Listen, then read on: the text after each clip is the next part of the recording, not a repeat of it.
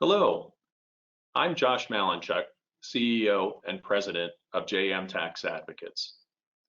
Welcome to our online workshop where we'll be talking about a very important topic these days, which is how to manage your property taxes during uncertain times.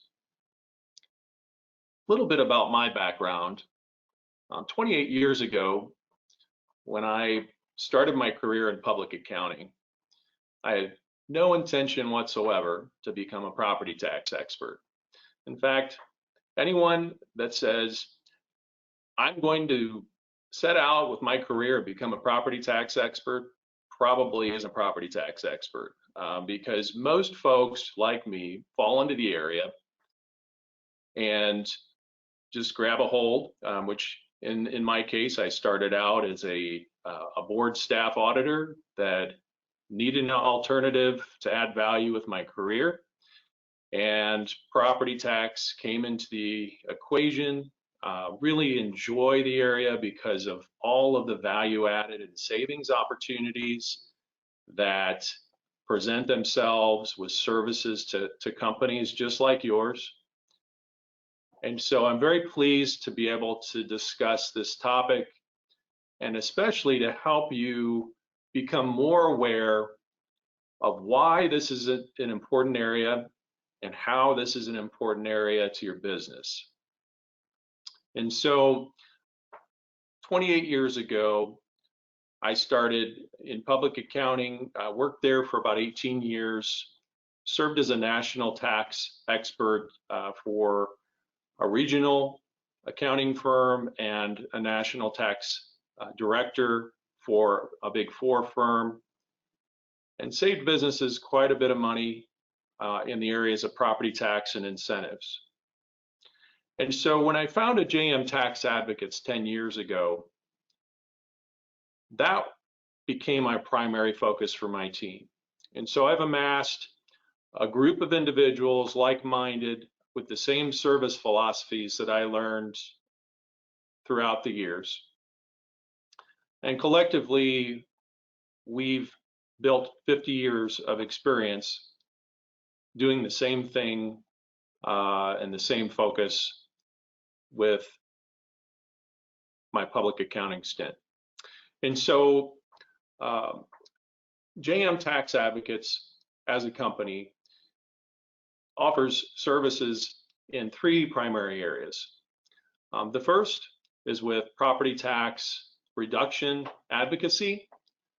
The second is with planning opportunities that avail themselves with property tax compliance preparation. And then the third area is to help businesses procure maximum level state and local incentives during periods when they are expanding. And so our primary three principles that we abide by with JM Tax is as follows: integrity, honesty, and fairness. And our approach is always to look and build trust so that we become your long-term business partner in all of the areas that we offer as services. And so first, before we get into the property tax management aspect of this presentation, I want to help you understand the who, what, when, where, why, and how factors that will help you understand how property tax works. So the first is, who is responsible for assessment? Well, depending on if the property tax is for your building, for real estate tax assessments, or personal property, which would be, for instance, your manufacturing equipment, that answer may vary, and it may vary by state. And so in general, for your building tax, real estate tax, your local assessor or state assessor will be responsible for computing their estimate of a fair value. While in other states, there may be some disclosure requirements for construction permit costs, renovation and the like, and actual construction costs, it's very rare, if ever, that a business will actually compute their real estate tax assessment for the assessor, except for through an appeal type situation. However, for the personal property, that answer can vary, again, wildly between various states. Some states require you to start with a self-reporting with a return or a rendition filing, which normally carries a deadline and a penalty for not meeting that deadline. And depending on how the return mechanics work, the factors will actually compute the assessment, and the assessor will review the return and that computation for reasonableness, and then send you a bill. In other states, the assessor will actually compute and apply market factors of depreciation to estimate fair market value. And so with that usually comes a notice of assessment and an appeal deadline. And so the rule of thumb is any notifications that happen from your local or state level assessing official, well, they're important to pay attention to, because if you disagree with their valuation, there's a limited protest window, and if you don't like the answer and you don't meet the deadline, then you'll be stuck with that answer next year come tax bill time.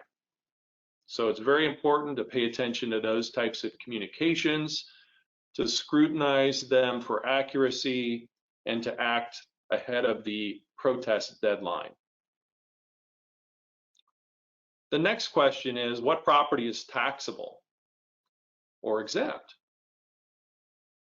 And so in general, that answer varies by state and by property type.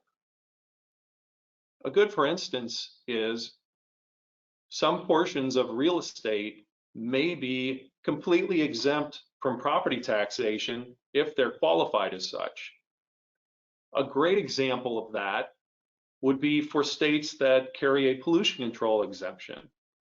And so if a portion of your facility is dedicated to prevent or reduce pollution, and the state has a pollution control exemption available, then you may be able to qualify a portion of your facility to take it off the tax roll completely from property taxation. For personal property, the answer also varies by state as to what is taxable and what is exempt. For instance, some states actually exempt or exclude certain types of software programs from taxation altogether. And so through your self-reporting function, if you are reporting the types of software that would be exempt for a particular state, you're going to tax yourself needlessly for property taxes on that property. So that's just a very simple example of a planning opportunity that we typically will look at as part of answering that fundamental question: what property is taxable or should be excluded, right? The third important criteria for property tax is, when is the valuation date, or when is the property valued? Again, that answer may vary by state. It's important to understand when the valuation date is. And I would say in most states, 8 out of 10, maybe even 9 out of 10, assess on January 1st on the specific year that that assessment notice is being rendered. Although again, that answer may vary. There may be a sunset period where the assessment is on a retrospective basis for a few years back. And so it's also important to know whether the reassessment cycle spans for prior years and when that starts and when that ends as part of answering that question. The fourth criteria is where should the property be assessed? There's a common term in the property tax world called situs. In other words, where is the location? That is a very important factor for property taxation, because if the property is a certain spot and you assess it somewhere different, then you may be paying tax that you shouldn't, and or maybe under assessing property for property that you should be paying property tax on. And so being able to answer that question is really important. And then how is it accessible? And so, are there classification adjustments that should be applied for either the real or the personal property type? What is the correct classification? That comes into play, especially with personal property filings where certain class lives can be applied for shorter useful life or economic life property. And so how the valuation works and how it's accessible will help you understand whether you're getting a fair assessment when tax assessment notice time comes out. And so again, knowing who, what, when, where, and how will help you understand and put you in the ballpark for at least trying to estimate whether you're getting a fair shake for either your real or personal property assessments as part of an annual notification process with your local or state level assessors. And so why should you care so much about property taxes? Well, just taking a step back, if you're like most of our clients before we've gotten involved, they're looking at a change method for managing their property tax levels. In other words, if the tax doesn't change a whole lot or the assessment doesn't change a whole lot, well, no one's really getting all that excited or concerned. And certainly they're not filing appeals or amendments or challenging and creating a process improvement. And so just knowing that when you look at the fact that property tax is either the number one or number two tax burden levels to a capital intensive business, why wouldn't every business owner scrutinize their property taxes every single year for accuracy? Well, I can tell you, you're probably in the upper 10 to 20% of all of your peers if you're doing that every year. So great job if you are. If you're not, you're in good company. I'll just tell you that. So because of that reason, we typically find that 80% of property tax assessments are in error, as much as by 20 to 30% in error. And so looking at property taxes is always a good idea, and it needs to be an annual focus, coming back to it every single year, because every year your assessment can change, and we'll get into this a little bit more, but your tax rate may also change, especially with our unpredictable times that we're in right now. So again, we'll get into that a little bit later with an example. But you think about it this way: if you're overpaying property taxes, that may hinder your ability to dedicate more funds or make your budget go farther. And so the dollars saved with creating accurate property tax levels can actually be dedicated to more strategic areas to your company and help with your company plan. And so I encourage you to focus on property taxes. It is a really important area. And later in this presentation, we'll go over some pretty compelling examples that really reinforce what I'm explaining here about how important it is to uncover all of the rocks and find money on your property taxes, because they really do add up every single year. And so every year that you're overpaying, well, guess what? That's going to continue to perpetuate until you do something about it, fix the issue, stop the bleeding, create better processes. So that's why we're here with this discussion, to talk about a better way to manage your property taxes. Another concept about property taxes, I alluded to this earlier, is that there's always a protest deadline. And so there's always a deadline for action. And if you miss that deadline, there's no extension on the deadline. And so the ramifications to that is that you'll just lose out on fixing the issue. You'll lose out on possibly cash refunds, creating a better accrual result for next year for your property tax accrual, improving your cash flow, impacting your profit and loss for the year. And so, again, very important subject to make sure that you're paying accurate levels. The other area, and this is kind of a read between the lines projection or prediction. If you don't pay attention to your property tax assessments this year, you may regret next year when you see your property tax bills. Property tax payments are typically made in arrears of the property tax valuation date.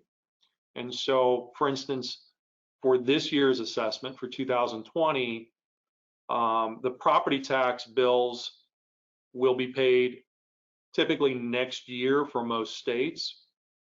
And so let's just say the government needs more money to function. Maybe there's some extraordinary costs because of the coronavirus to help support the poor, indigent, local funding requirements. Perhaps the government has to incur more debt and pay more interest expense. Well, to maintain the fiscal integrity of the government unit, both at the local and possibly state level, the money's going to have to come from somewhere. Because I subscribe to the philosophy that there's no free lunch, that paying for these programs comes from somewhere. It has to come from somewhere to maintain the fiscal integrity of government. And so it's very conceivable that next year, property tax rates could go up in a material fashion to pay for all of the extraordinary costs that we're incurring this year at the local and possibly state level. And so the problem with that is, by the time the property tax bills are issued next year, it may be too late to fix and influence your assessment for this year. So the best way to lend better predictability, maybe head some of that off at the pass, is to make absolutely sure that your assessed value this year is fair, correct, true, accurate, and equitable, so that you're not regretting doing so next year when your tax bill hits and you're seeing a big overage that you've never had to deal with as part of your property tax management. So encourage you to kind of double down, make sure that you're using a good level of scrutiny, even if your assessment did not change from last year or even within the past few years. That is a very important thing to make sure that you're lending proper accountability and scrutiny so your assessment is fair. The other part of this that's really important to understand is that your tax bill typically cannot be appealed, and the tax rate cannot be appealed. Only your assessed value can be appealed during the protest period. So think about that when you're looking at your assessment notices that you've received. You're probably through most of your protest deadline period, so timing may be imminent for your business. Those protest periods vary by state and by jurisdiction.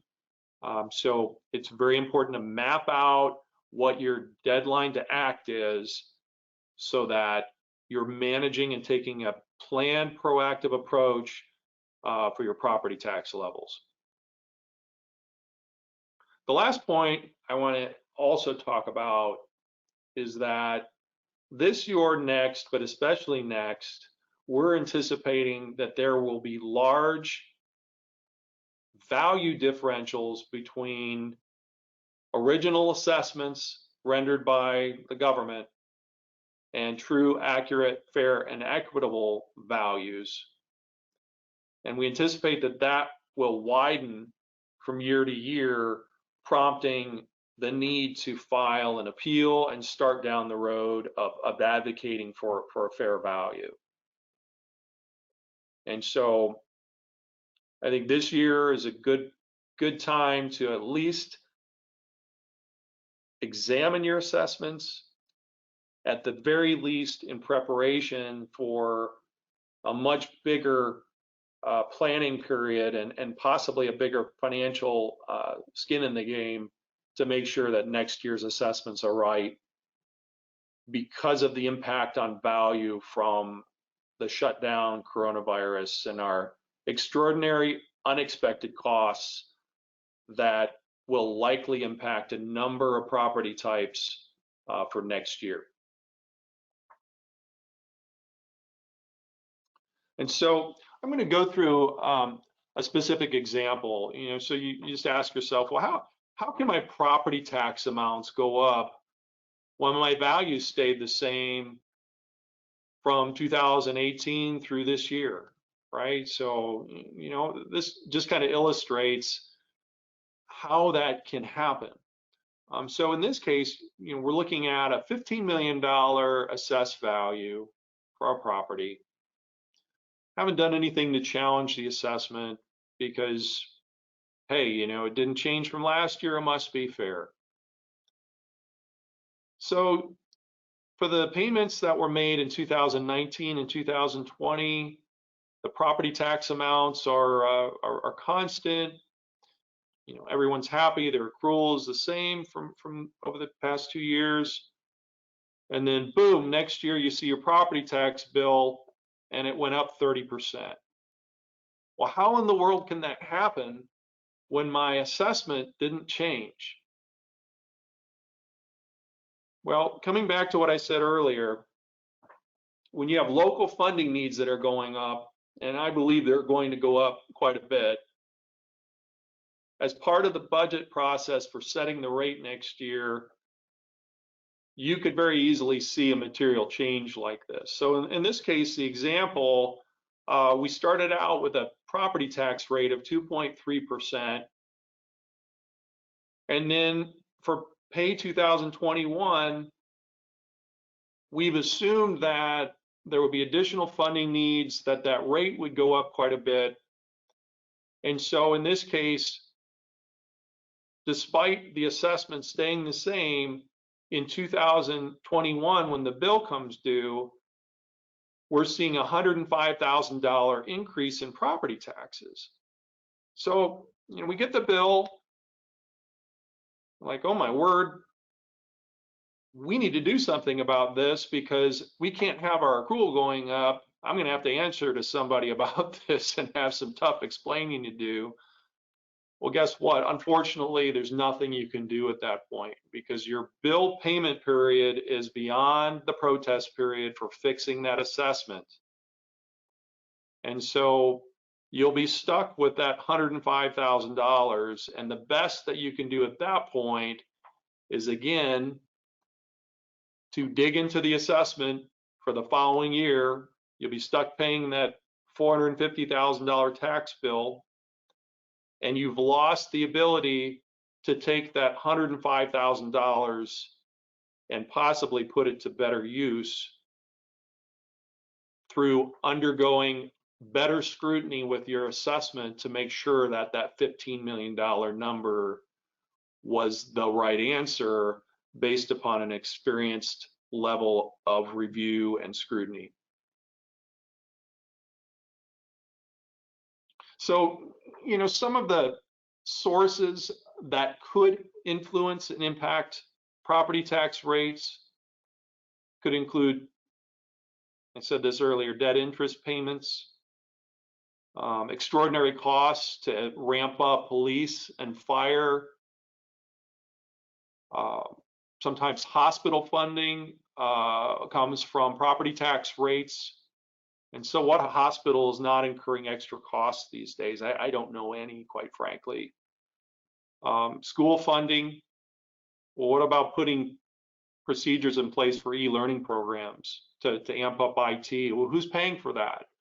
More than likely, capital-intensive businesses will bear the biggest burden because of their capital presence and because of the fact that government needs a mechanism to recover some of those extraordinary costs. So paying attention to the details, paying attention to the assessment is very important.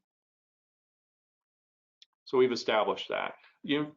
Bringing in some other examples that we've seen with other businesses that have undertaken scrutiny of their assessments, both with real and personal property. And you can see here, the fruit of the effort was well worthwhile for these businesses. And so the first example had to do with a substantial food manufacturer, very capital intensive.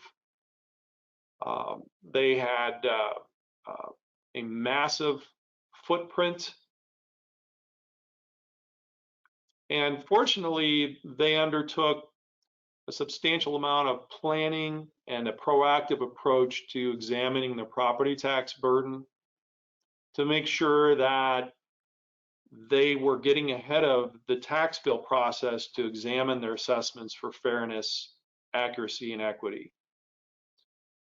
And so through property tax compliance planning, in other words, making sure that the assessments were right up front and not after the fact, prompting an amendment, worked very well. There was some fixed asset planning involved. And overall, taking an efficient, proactive planning approach really can work well when you're talking about an expanding business like this food manufacturer. Kind of throw in there some audit defense, making sure that the local auditor was providing a fair and accurate opinion for personal property assessments for prior years, looking at the real estate tax assessment for accuracy, and managing their incentive procurement through a number of expansion projects ended up saving them about $20 million. And so, it's not unheard of for a business to save 8 digits like this. And so, all of this comprehensive planning and proactive planning really paid off in a big way for the food processor, food manufacturer. The second example is with an international automotive manufacturer, a tier 1 manufacturer. And, again, very similar approach, looked at a number of areas, such as the compliance planning, real estate appeals, keeping the assessor honest, and incentive procurement. Well, that business enjoyed $7.1 million in benefit through examining assessment variances or differentials between what was originally assessed by the local government, or in this case by the business, and comparing that through that benchmarking of what was fair and accurate with a resource that carried 50 years of experience with looking at very similar scenarios. And so this business saved $7.1 million. Tremendous success and opportunity, and definitely this company was thankful to have gone through this this audit diligence for property tax management. The third example had to do with a leading food processor that was managing their assessments through for real estate in a state that did not tax personal property, and they were going through a percent change management type process. In other words, if the value didn't change much, like we saw in the prior example, well, they weren't filing any appeals. And so in this case, the business had not challenged their assessments for real estate for almost 10 years. And so they were open-minded. They brought in, our experience, and we saved them $2.1 million as part of this initiative. And you kind of think about this, well, what if they had gone through and done this earlier? Well, that number probably would have gone up 5 times if they had engaged a process to scrutinize their assessments dating back 10 years. So unfortunately, they were overpaying those back years, water under the bridge, nothing can be done there. But the bleeding was stopped. Processes were put in place to improve their management of property taxes. And then you can see the benefit there, $2.1 million. The fourth example had to do with a heavy industrial manufacturer. And so with that, the personal property tax amounts were reviewed, amendments were filed, better processes were put in place to stop the bleeding, and that business enjoyed $1 million in annual perpetuating savings. And so as long as that facility maintains their operation, they will continue to enjoy a 7-digit benefit, because they just took the time to make sure that their annual compliance included process improvements, management improvements, so that they were not put in an overpayment situation. And so at this point, their checking account is thanking them. So tremendous opportunities with the value differential reviews. So how do we go about, and what do we suggest doing to bring opportunities to bear with property tax amounts? Again, that answer and the work plan can vary depending on the state, depending on whether the state assesses personal property or not, depending on kind of the timing and where the revaluation cycle fits. But by and large, what we suggest doing is an initial investigation of the initial real and personal property assessments through review of the company fixed asset records, recent notices, tax bills, and returns, and then coming up with some areas to further explore, quantify, verify with on-site facility and accounting personnel. And so a lot of times what we find is that if companies would just take the time to connect the dots between operations and accounting, their property tax picture would improve vastly. And so that's kind of been our job, to do that, to kind of connect the dots, to make sure that our work plan incorporates a holistic picture. And so replicating that can be a tremendous benefit in all aspects.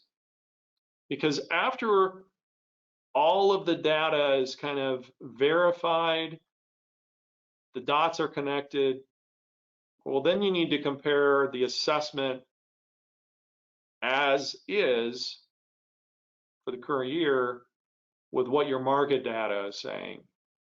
And so that differential kind of helps you understand whether you need to appeal, maybe not appeal this year or monitor next, or maybe leave it alone because you're undervalued, which can happen from time to time.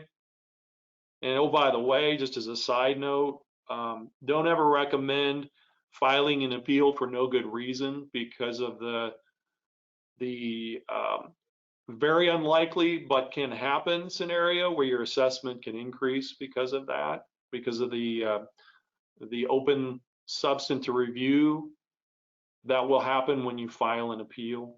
And so it's really important to know what you're getting yourself into before alerting the assessor of inaccuracies with your assessment, because it may work against you without a more informed approach.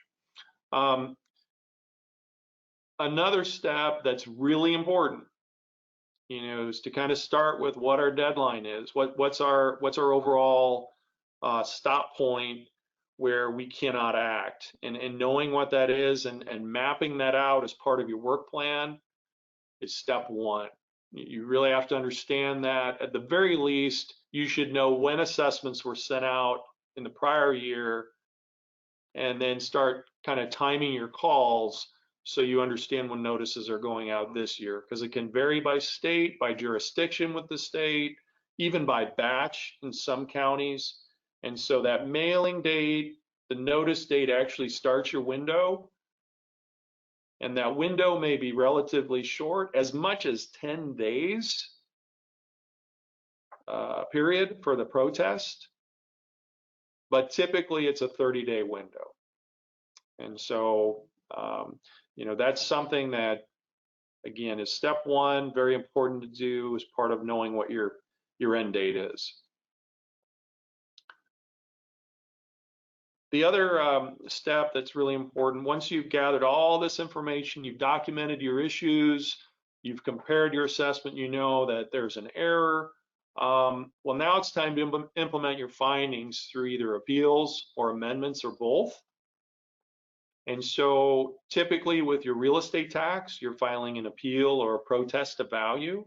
With your personal property, the answer may be to amend your return for inaccuracies, or possibly appeal your assessment, or both, depending on the state and how the valuation and amendment processes work. So it's important to know what your local process looks like, and if it's a state level assessment, to know what their procedures look like for changing your personal property assessments from errors.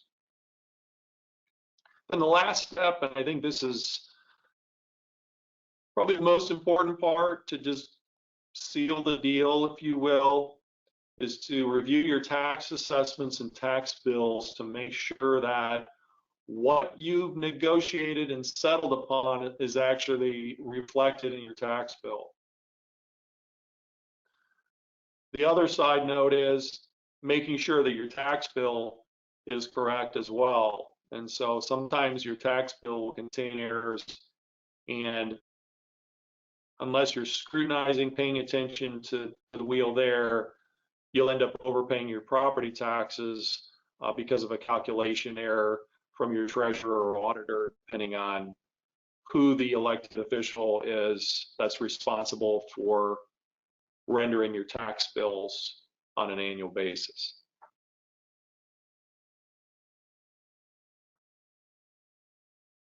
So what do we typically find?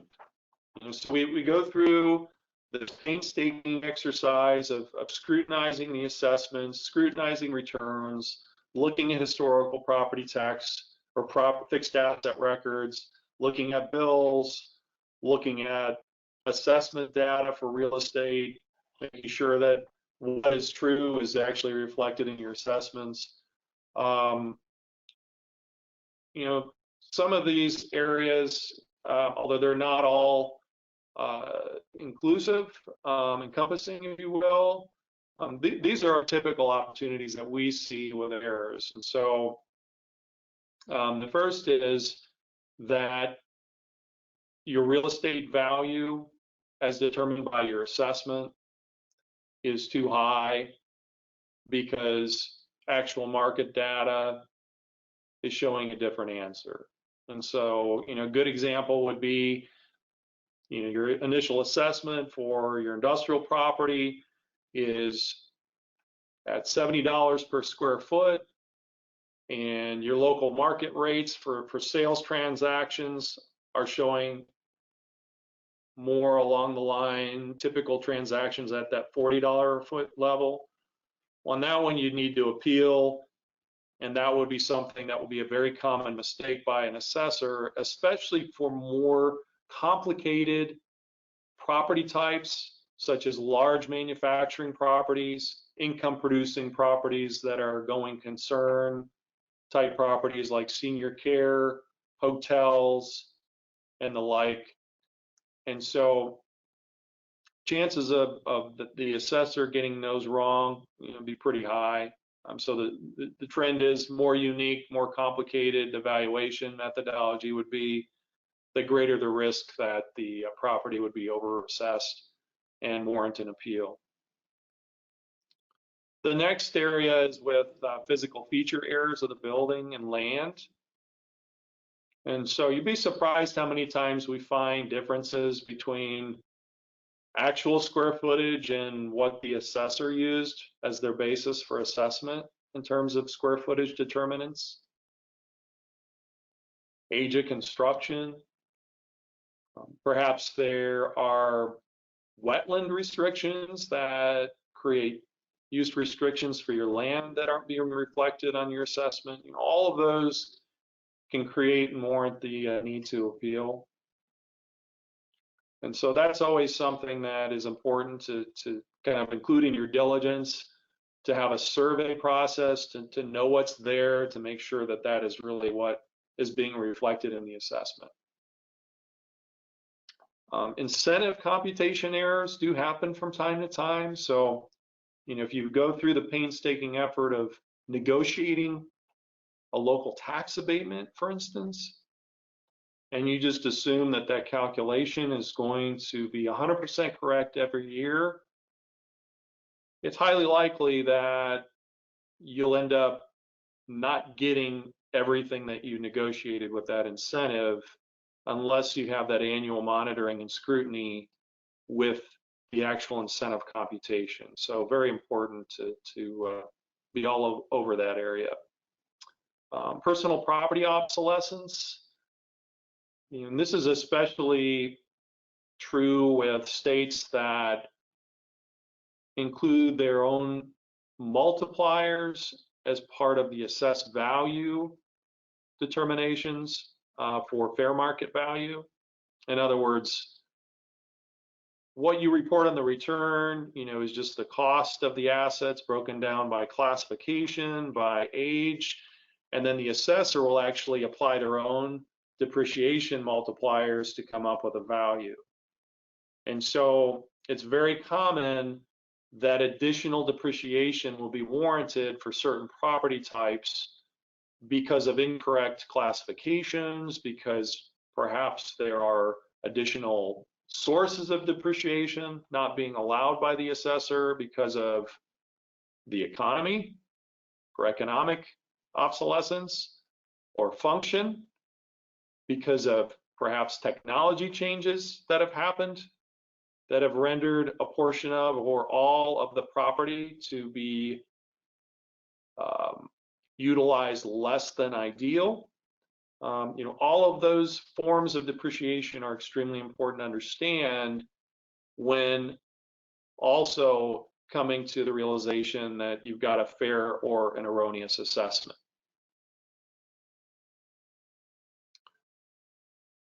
The qualified pollution control area is a big deal, especially for manufacturers, because most states will consider that that being a good neighbor, being an environmental friendly green business, to be incentivized through a property tax exemption. But the first step is to make sure that you're capturing all of your pollution control equipment to take full advantage of either the exemption, or perhaps there's a much lower valuation of that property site. And so once you do that study, there's typically a long-term, maybe even evergreen impact benefit by taking on the extra time to do that study right. The next area that we typically look at and find opportunities in is to segregate lump assets. In other words, assets that perhaps included a bunch of other things that, or other components that, if segregated, could qualify those segregated components for more favorable property tax classifications. So, good example of software. So if you've got a lot of software in a high-tech piece of equipment and you're not segregating that out, you may end up overpaying your property taxes if that state considers that software to be exempt from taxation altogether. And so you want to make sure that as part of your annual capitalization and vendor management, that you have a process in place that can deal with taking full advantage of some of those property tax classifications that are favorable, lower tax, and breaking those down as part of your invoice, so that you've got a better way to create a property tax book as part of your annual compliance methodology. The next is double taxation of building improvements. In other words, what if you're assessing some of the same property on your personal property return and inadvertently don't realize that that's being picked up by your assessor as part of their multipliers and factors? Well, that would result in double taxation and paying property tax twice on the same improvements. And we've already talked about the incentive deduction, property tax abatement deduction errors, but those do happen, so it's important to take a look at that as well. So, kind of some final thoughts about the process. If possible, start with plenty of time. We like to get involved within 6 to 9 months of the protest periods that are anticipated. So mapping those out, again, very important. Missing protest deadlines will disqualify your company from all the benefits and possibly refund dollars. Very important to gain refunds, especially with today's times. Creating a credible analysis of the correct and equitable assessment is absolutely paramount. It's important to use an experienced navigator, because you bring in experience, it's gonna pay big dividends every single time by gaining that extra perspective by someone who's been through it, understands how valuation works, understands how return should work and valuation should work in that taxing jurisdiction. And so my biggest suggestion, if you take nothing more than this away from the workshop, I've done my job, don't go at it alone, bring in the experience.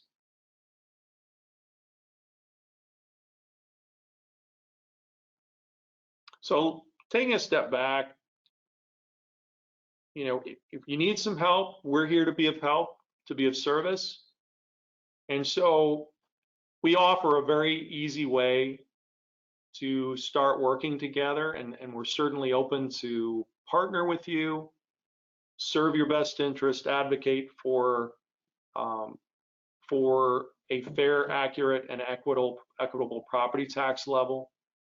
And so the way that we typically work is we'll provide a no-cost review of your assessment data. as part of an initial consultation and briefing about our findings. We assess the availability of opportunities, and then we provide that to you as part of leveraging our experience, leveraging our knowledge to help highlight, bring transparency to your property tax area, which is very, very important to do this year and every year for that matter.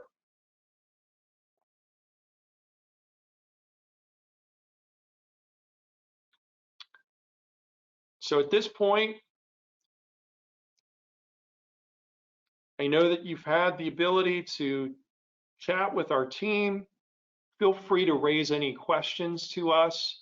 My contact information and my colleagues' contact information is there. This presentation will also be available for download.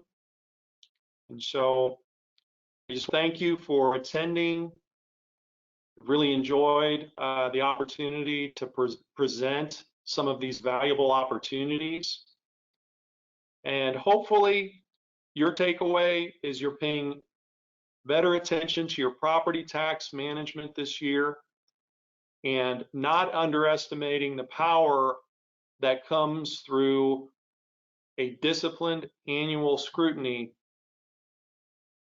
and a review process that leverages experience, that leverages best practices to improve your property tax management overall. So thanks again. I wish you well during these uncertain times, and I hope to hear from you soon.